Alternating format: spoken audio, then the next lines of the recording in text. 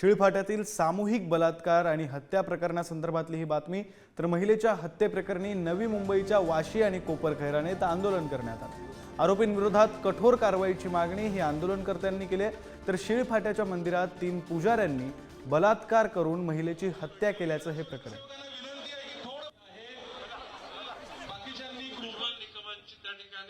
नेमणूक होईल आणि फास्ट ट्रॅक कोर्टामध्ये न्याय उशिरा मिळणार असेल तर त्याला अर्थ नाही। न्याय लवकरात लवकर मिळाला पाहिजे। आणि मी विश्वासाने सांगतो, मगाशी उज्ज्वल निकमांच्या बुद्धी कौशल्याचं या ठिकाणी वर्णन करताना सांगितलं 99% त्या ठिकाणी यशस्वी केस लढवण्यामध्येच हातखंड आहे। या ठिकाणी अक्षताला न्याय हा समाजातल्या भविष्यकाळच्या सगळ्या बहिणींना ते अभय असणार।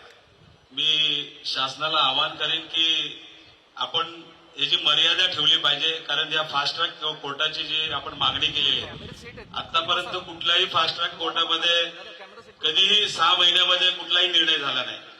आणि म्हणून मी शासनाला विनंती करतो की या ठिकाणी टाइम लिमिटमध्ये या 6 महिन्यामध्ये या अक्षताताईला खऱ्या अर्थाने न्याय मिळेल असं अपेक्षा करतो। सरकार कुठल्या मूडवर आहे, तो माझी सरकारला एकच विनंती आहे, आपण आदेश दिला, निर्णय घेतला, आपण तो अंमलात आला पाहिजे।